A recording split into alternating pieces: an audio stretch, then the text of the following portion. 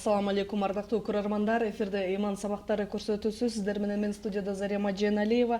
Студиябызда бүгүн конокто Октябрь районунун баш имам хатиби Мухаммад Анаркулов устазыбыз конокто. Ассаламу алейкум, студиябызга кош келдиңиз. Алейкум салам ва рахматуллахи ва баракату. Өзүңүздү тааныштыр кетсеңиз.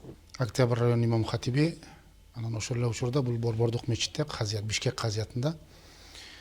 Ошол Борбордук мечитте 10 жылдан бери имамчылыкта кылам. Ошол жерде муфтият менен дайым биз тыгыз байланышта, ушу диний кызматта Кудайга шүгүр алдыга жылып атабыз. Эң жакшы. Бүгүнкү темабыз ошол мусулман айымдардын жана мырзалардын өзү коомдо алып жүрүүсү жана кийинүү адеби тууралуу болмокчу. Эң алгачкы сурообуз, динибизде адамдын жүрүм туруму, коомдо өзүн алып жүрүүсүнө кандай талаптар коюлган? Боорукер жана мээримдүү Аллахтын аты менен сөзүмдү баштайын. Жараткан Аллахка чексиз мактоолор болсун. Пайгамбарыбыз Мухаммад саллаллаху алейхи ва саллям Аллахтын рахматы жана саламы. Андан кийин урматтуу момун мусулмандар, бир туугандар, мына сиздер менен бүгүн жүз карашып өтө олуттуу бир теманын айланасында сүйлөшмөкчү турабыз иншалла. Чындыгында бүгүн мен өзүмдүн жекече көз карашымда, анан бул диний көз караштын негизинде, анан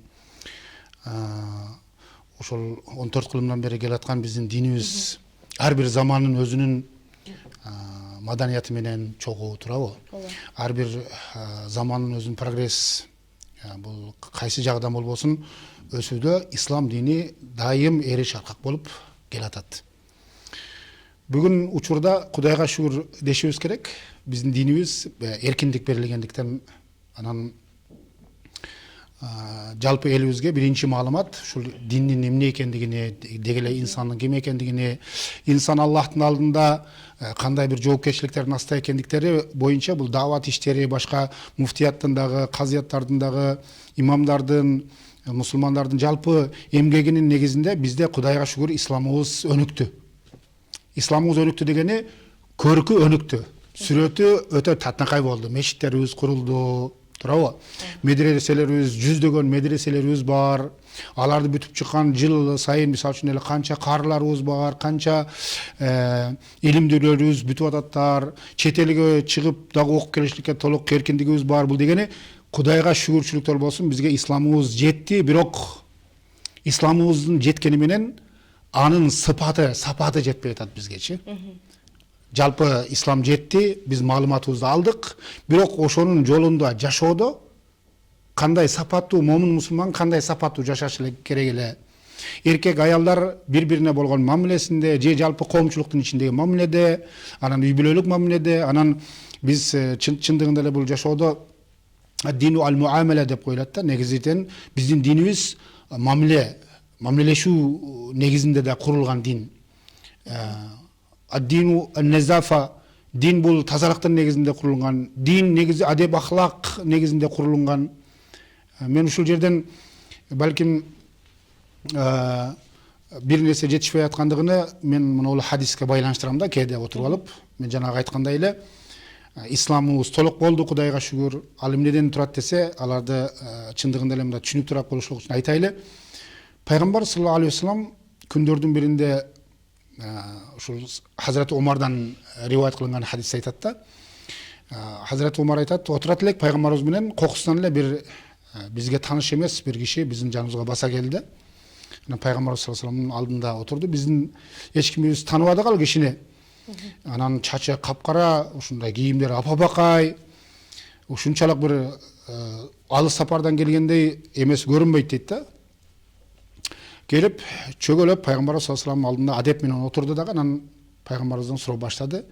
Ахбирни анил ислам, ислам жөнүндө кабар бериңизчи деди. Мен азыр башында айттым го, ислам жетти дегени, ислам эмнелерден турат десе, бүгүн күндөрдө тура ла иляха иллаллах Мухаммадун расулуллах, 5 вакыт намаз окушлук, жылында келген 1 айлык орозо кармашлык, анан эгерде байлыгың жетсе зекетиңди беришлик, бул милдеттүү түрдө, анан ажылык деп мына 5 нерсени ислам деп пайгамбар саллаллаху алейхи ва саллям түшүндүрдү. Ислам мына ушул 5 нерсе.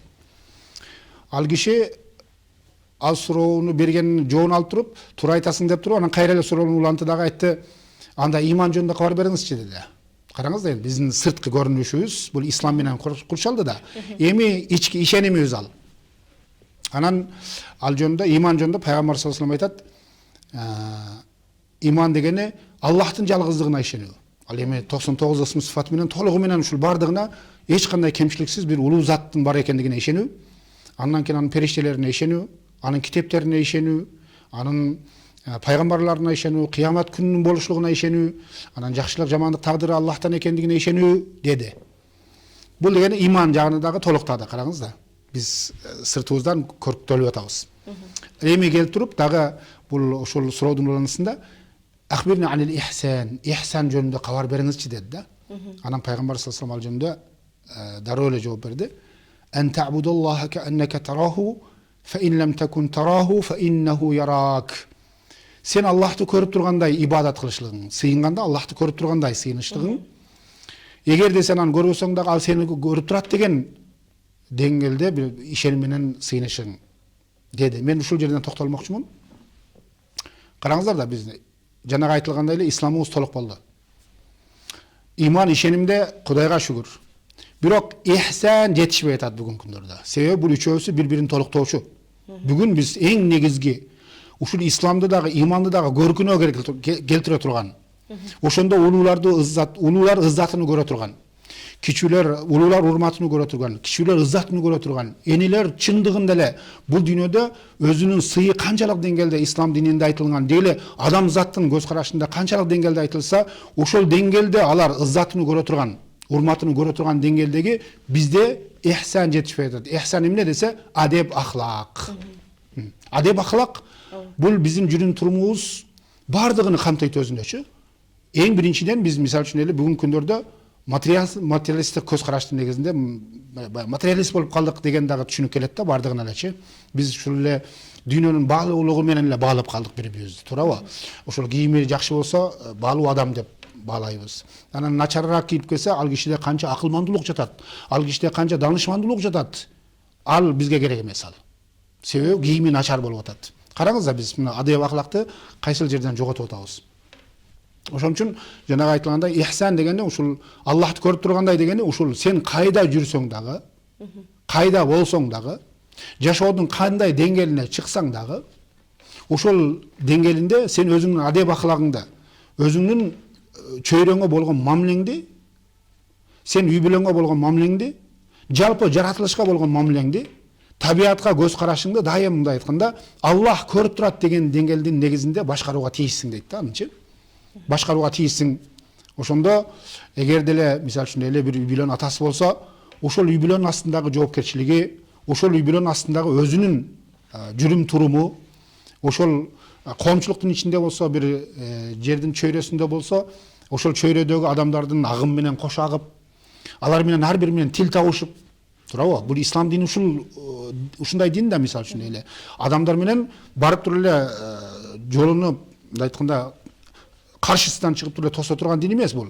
Ошол ар бир агым менен кошо агып барып, маалыматын жеткирип, негизги максатты жеткирип туруп, барып анан сууруп чыгып, адамдарды баягы жакшылыкка чакыруу, жамандыктан кайтаруу, анан эң негизги биздин жанагы исламыбызды толуктаган адеп ахлагыбызды толуктасак, бүгүнкү күндөрдө ислам биздин Кыргызстан эркин мамлекетибизде, мыйзамдуу жана эркин мамлекетибизде биздин бир эле мындай айтканда дагы бышып жетилелек деген бул кадам болуп атат бугачы. Ушул адеп ахлагыбыз, адеп ахлакты албетте көрктөгөн бул биздин ички дүйнөбүз жана сырткы дүйнөбүз. Сөзсүз бул экөөсү бири-бирине айкалышка тийиш. Биз канча ички дүйнөбүздө, сырткы дүйнөбүздө канча сулуулугубузду көрсөтүп атабыз, аракет кылып атабыз. Себеби материалисттик көз караштын негизинде ушул экен жашоо деп атабыз. Бирок ички дүйнөбүздө өнүгүү жок болуп атат. Бул деген ыззат жок болуп атат, урмат сый жок болуп атат. Аял кишине, дегеле ата энеге дегендей, жалпы эле мисалы үчүн коомчулуктагы ар бир адамга, мисалы үчүн эле жөн эле шопурга дагы мамилеси өтө начар болуп атат да. Кичине жол талашса эле, мисалы үчүн эле жакалашканга даяр болуп атат. Бул адеп ахлагыбыз бушуп жетелектиккен бир көрүнүш да. Сиз айтып калдыңыз, чындыгында сырткы келбетибизде баягы ислам бар. Ал эми жан дүйнөбүздө чындыгында өзүбүзгө болуп жаткандай адеп ахлактын жоктугун айтып калдыңыз. деги эле балдарды дейбизби, адеп аклагын кантип жакшыртабыз? Балдардын адеп аклагын оңдош үчүн биз өзүбүздүн адебибизди, аклагыбызды оңдошубуз керек. Себеби атанын айтканы насихат эмес, атанын жүргөнү насихат болот. Атанын айтканы даават эмес, бул дегени чакырык эмес. Атанын жүргөн турганы бул түздөн түз. Муну биз сөзсүз таяна айтабыз. Биздин далилибиз бар. Себеби пайгамбар саллаллаху алейхи вассалам мына бул дүйнөнү көртөө үчүн, бул дүйнөнү нурлантуу үчүн, бул дүйнөнү чындыгында мына Аллах субханаху таала Кур'анда айткан сөзү бар. Бул пайгамбарыбыздын тилинде айтылган сөз да, айтат да. Ана пайгамбар саллаллаху алейхи вассалам "Ва иннака лa'ala khuluqin azim" турабы? Саузбилля. Сен мүнөздүүлүктүн эң чокусуну көрсөтүү үчүн келгенсиң дейт. Ошону толуктоо үчүн келдим дейт. Ошол эле учурда пайгамбар саллаллаху алейхи вассалам өзү да айтат. "Ана бу'исту ли utammima makarimал ахлак." Мен жиберилдим дейт, Аллах тарабынан элчи болуп жиберилдим. Адам баласында болгон адеп ахлактуулуктун туу чокусун толтуруу үчүн. Туу чокусуна келди дейле. Ошону толуктап, мындан ары дагы адеп ахлактуулук мындан ары болбойт. Бул туу чокусуну толуктап жеткирүү үчүн келдим деди дагы. Анан ал киши Hazreti Ayşe enemiz radıyallahu anhudan Peygamberimizin münözü жөнүндө суралат да. Пайгамбар саллаллаху алейхи вассаламды кандай деп баалайсыз, кандай киши ал десе, Пайгамбар саллаллаху алейхи вассалам айтат. Бул киши Кур'ан, хулукухул Кур'ан. Бул дегени тирүү эле жүргөн Кур'ан дейт. Кур'анда эмне деп адам баласына сапат айтылса, кандай жашоо талап кылынса Кур'анда, ошону кандай көркү менен көрсөтүү болсо, Пайгамбар саллаллаху алейхи вассаламдын жашоосунда бул иш жүзүндө көрсөтүлгөн. Сахабаларды Алла разы болсун, аларды мисал үчүн эле тарбиялөөдө күндө эле отуруп алып туруп Пайгамбар саллаллаху алейхи вассалам баягы 24 саат баягы баян менен отуруп алып туруп, жок муну кылбагыла, муну кылгыла деген жок Пайгамбар саллаллаху алейхи вассалам. Пайгамбар саллаллаху алейхи вассалам да өзүнүн сыфатын айтат. Жавамиул калим. Бир канча сөздү топтогон, бир сөз менен жооп берген ушундай бир данышман инсан болгон дейт. Сахабалардын отургандарда ошо бир сөз менен ушул мажлистин талабын, мажлистин көз карашыны, мажлистин ушул эмне таказасы болсо, ошону бир сөз менен эле айтып коет эле. Анан бизге алтын тамга менен мисал үчүн эле жазып калып туруп, сахабалар бизге чейин жеткирди. Ал эми жүргөн турганында кандай мамиле кылды болду десе, кол астындагыларда. Мисал үчүн дейли, биз балдарыбызга кандай болушубуз керек десе, туура тилекке каршы биз андай эмеспиз, бирок кандай болуш керек дегендикти баягы жалпылап айтканда, Анас ибн Малик радıyallahu anhu Пайгамбарыбыз мүнөз жөнүндө айтат да, ал киши тарбиясын көрдү. 10 жыл Пайгамбар саллаллаху алейхи вассаламга кызмат кылган киши да. Алла разы болсун. Ошол киши айтат. Эч качан Пайгамбар саллаллаху алейхи вассаламдан мен дейт. 10 жыл ушул жанында кызмат кылдым. Эч качан мага бир нерсени кылып койсом, эмнеге муну кылып койдуң сен? Кимден сурадың муну дегендей да энди. Биз баягы копол бар го биздечи. Эгер бир нерсени жасабай койсом, эмнеге муну жасабадың? Эмнеге кылбадың сен? Айтылды да го дегендей сөз болгон жок дейт. 10 жылда мен жаш бала де бул дагычы. Бирок жаш балада сөзсүз катачылык болот. Мына балдарыбыз менен өсүп атпайбызбы? Ушуларда бир дагы айткан жок дейт. Караңыз да, бул деген мына чындыгында мүнөздүүлүктүн эң чокусу. Бул эркектиктин дагы, акылмандуулуктун дагы, данышмандуулуктун дагы эң башкы жеткен чеги. Ал эми коомчулукта айланасында, мисал үчүн эле коомчулукта айланасындагыларга мамилеси кандай болду десе, Пайгамбар саллаллаху алейхи вассалам адам катарында эле жашаганда кошуна колоңдору бар эле, мамилелешкен адамдары бар эле, дүйнөлүк мамиледе дагы эле мисал үчүн эле алардын ичинде кафырлары бар эле, башка динде туткунгандар.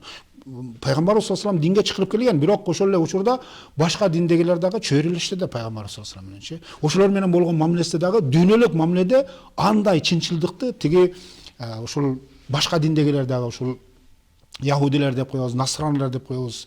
Пайгамбарыбыздын мамилесин көрүп туруп динди кабыл алгандар болгондор. Туура айтканын кабыл албадылар. Себеби биз эгерде башка исламды Меккеден башталганда алсак, өзүнүн эле туугандары чыкты го, мисал үчүн эле сен кайдан пайгамбарлык сага келсин? Бизге келиш керек эле ал дегендей. Тиги Мединага баргандан кийин деле Пайгамбар саллаллаху алейхи вассаламга ушул айткан сөздүн уккулары жок эди. Себеби баягы хасад деп коет да, баягы көрө албастыктын. Анан текеберчилик өтө аларга мүнөз болуп, мындай айтканда күрөө тамырларга отуруп калган бир мүнөздө. Ошонун негизинде алар кабыл албадылар, бирок ошол эле учурда Пайгамбар саллаллаху алейхи вассалам аларга дайым туура мамиле кылат да. Иза берселер дагы иза менен жооп бербейт эле. Баягы таш менен урганды аш менен ур дегендей, эч качан аларга мындай айтканда эсептешпейт эле да. ал кишине болгон изаны пайгамбар саллаллаху алейхи вассалам айтат. Менчелик адам баласында изаны, бул дегени каршы тараптан ыза тарткандыкты мендей адам баласында болгон жок дейт да. Ушунчалык бир оор нерселерди. Мына эгерде бирин алсак, пайгамбар саллаллаху алейхи вассалам 40 эркектин күчүнү берген эле дейт Аллах. Себеби вахийни кабыл алышлык үчүн бул динди ушул алып туруп, аны өздөштүрүп, анан кайра башкаларга жеткирүү бул өтө оор иш бул. Ушуну 40 эркектин пайгамбар саллаллаху алейхи вассалам Аллах күчүнү берген эле дейт. Эми 40 эркектин, 40 батырдын күчү бар адам каршысыны мисалы үчүн эле жөн эле муунтуп коет. Бирок ошондой болсо дагы үстүнө мисалы үчүн эле баягы төөнүн карын чегелен алып келип таштап, артынан айланасында өтө ышылдаңдап күлгөн учурлар болду дейли. Ушуларга кандай мамиле болду десе, пайгамбар саллаллаху алейхи вассалам башын көтөргөндөн кийин аларга дагы жаман көз караштын негизинде эмес. Ушунда дагы караңыз да, ушунда дагы карап туруп, балким менин мындай жаман көз карашым болсо, ушулар дагы бир зыян тартып калбасындар деп, ушундай акыбалда турганда дагы бир мындай карап, айлантып, бир карап койду. Алардын өтө бир каткырып күлүп аткандарына жөн эле карап койду да, булар эмнеге мынчалык баягы түшүнбөстүк акыл пастык кылаттар деп. Эми айта берсе, чындыгында пайгамбарыбыз саллаллаху алейхи вассаламдын өзүнүн жекече жашоосу же ал кишине болгон биздин көз карашыбыз, ал кишинин болгон биздин мойнубуздагы хакысы бир канча нерселерден турат дейт. Эң биринчиси 3 нерсеге бөлөттөр да. Биринчиси ма'рифатуху дейт. Ал кишини биз жакыныраак таанышыбыз керек. Ошондо биз адеп акылакты өндүрө алабыз, өстүрө алабыз. Ошол эле учурда ал кишинин махабаты деп коет. Ал кишине болгон сүйүү болбосо бизде, ал кишинин акылакы бизге сиңбейт. Сүйүү болбосочу. Ошон үчүн биз ал эми ошол Мухаммад саллаллаху алейхи вассаламга сүйүү болуш үчүн ал адамдын өмүр таржымалын сөзсүз башында айттык го, биз ма'рифату деп койдук го. Себеби тааныбасаң, бирөөдү тааныбасаң сыйда болбойт да.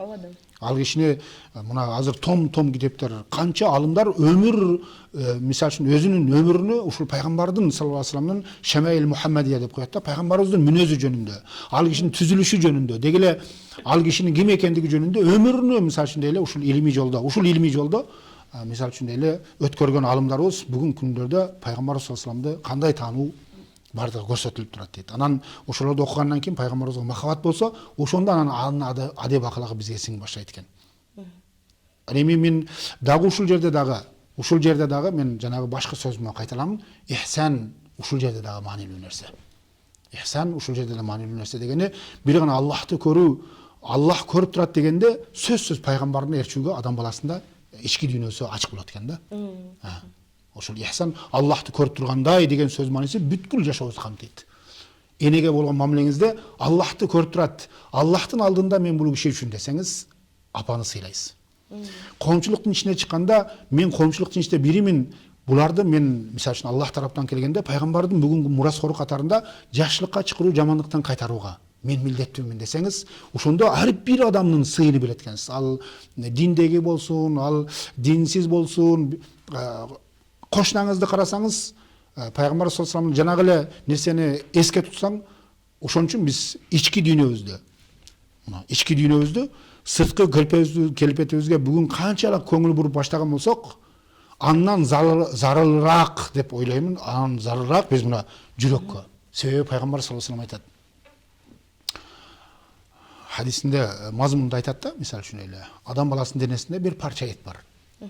Эгерде ошол бир парча эт таза болсо, бүт адам баласынын денеси таза болду дейт. Эгерде ошол бир парча эт булганган болсо, анда бүт бардыгы булганган дейт.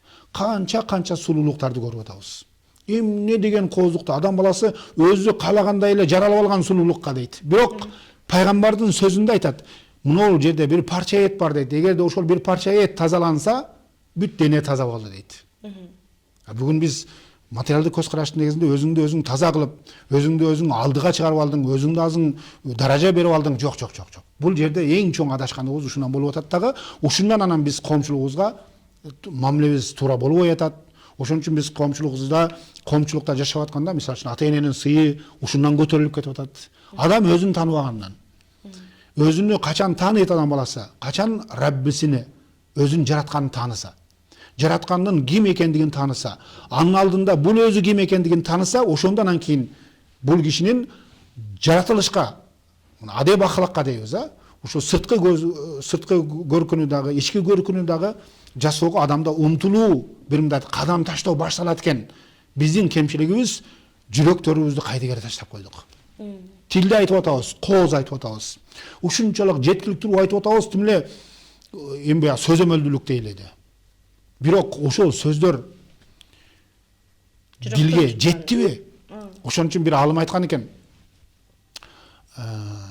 Алымга кайрылаттар да баягы, энди алым деп таанылат да.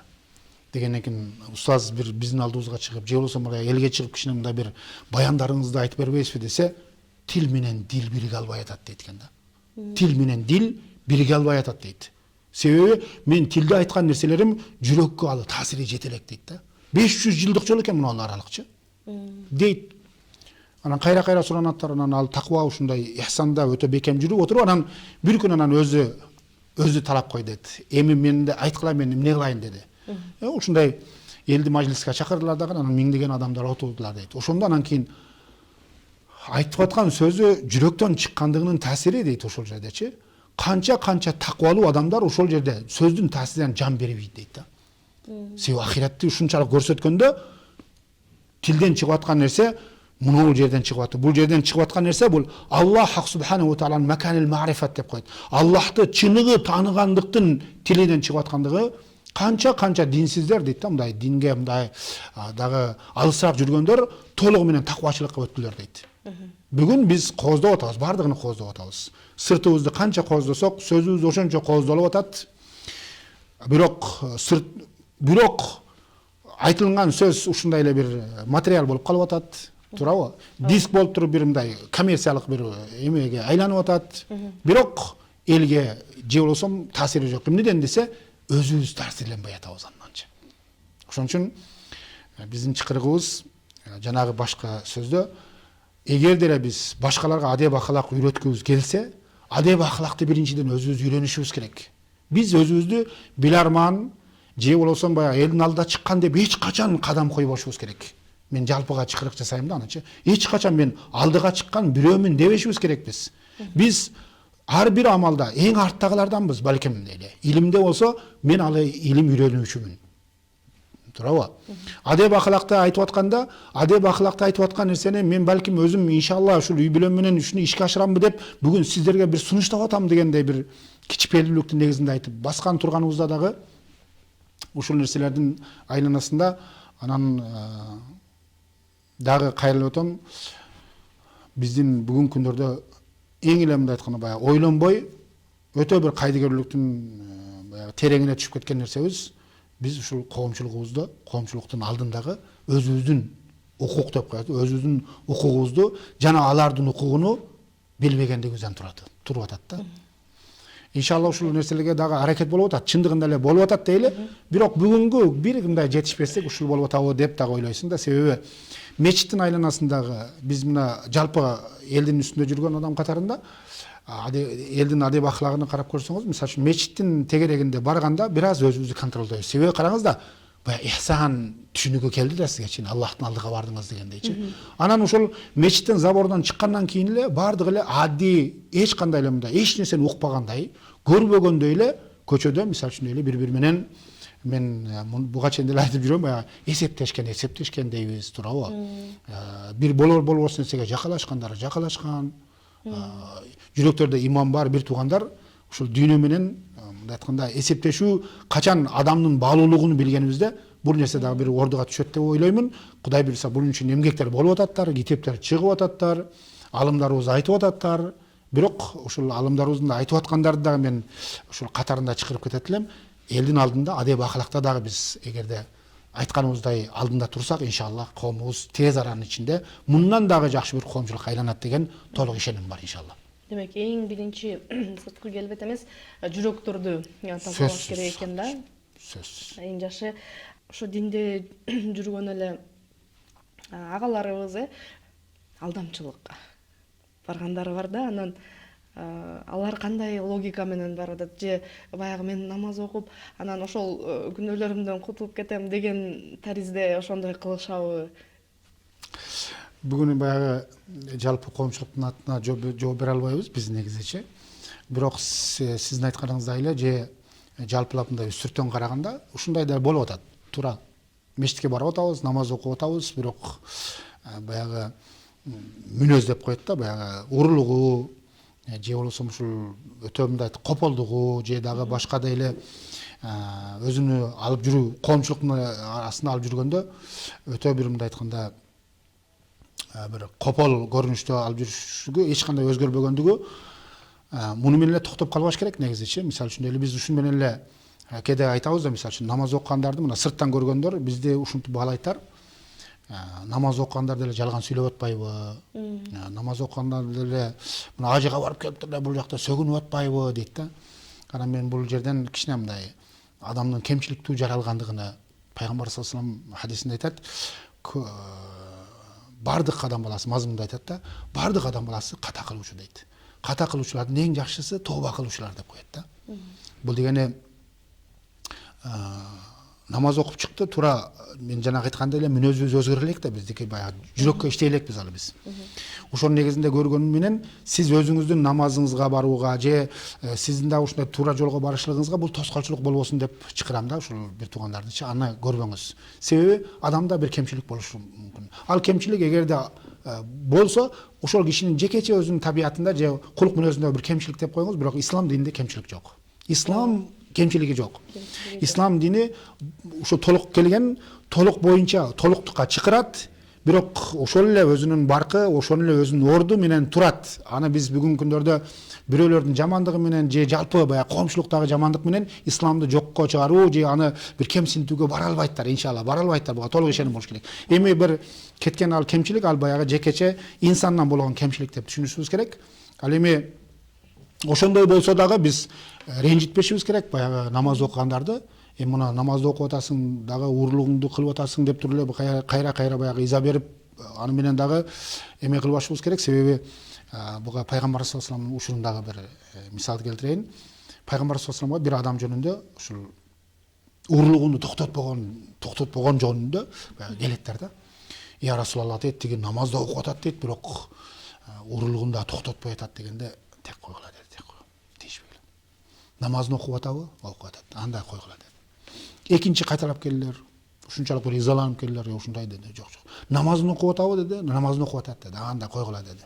Себеби пайгамбар саллаллаху алейхи вассаламдын түшүнүгүндө, ал кишинин терең түшүнүгүндө, ал кишинин ишениминин бир мындай туу чогулугунда Аллах субханаху ва таала Кур'анда айтат: "Инна салата танха анил фахшаи вал мункар." Намаз сөзсүз адам баласыны фахша бузукулуктан вал мункар шариятта тыюу салынган нерселерден намаз оңдойт дейт. Эми барып аткандыгын көрүп атабыз. Жыгылып аткандыгын көрүп атабыз иншалла. Биз үмүттөнөлү, мунафыктык намаздан Аллах алыс кылсын. Балким колдон келишинче күнөөлөрүм бар деп туруп, барып саждасында, бир саждасында балким деле ар бир намазында ушундай бир оңолууга кетип аткан болсо, сөзсүз оңолот деген бизде ишеним болуш керек. Себеби Аллах Кур'анда айткан, пайгамбар саллаллаху алейхи вассалам ушуга таянып туруп, жанагы кишини бир мисал келтирип койду да бизгечи. Токтоо, намазын эле калтырбаса, койгула деди, оңолот бул иншалла. Себеби Аллах Кур'анда бузукучулуктан, сөзүн баягы оозу бузукулуктан деп да айтылат да, фахша деген ушундай сөгүнүү, сагынуу, ушундай бир жаман сөздөрдөн да, вал мункар шариятта тыюу салган нерселерден намаз тыят иншалла адамды. Демек, баягы акырындык менен көч жүрө оңолот. Барага түзөлөт иншалла. Эң жакшы. Ушуну менен көрсөтүүбүздү жыйынтыктайбыз. Сизге ыраазычылык билдиребиз. Эске сала кетсек, бүгүн көрсөтүүбүздө Октябрь районунун баш имам хатиби Мухаммад Анаркулов устаз студиябыздын коногу болду. Сизге ыраазычылык билдиребиз. Кийинки көрсөтүүдөн көрүшкөнчө, ассаламу алейкум ва рахматуллахи ва баракатуху.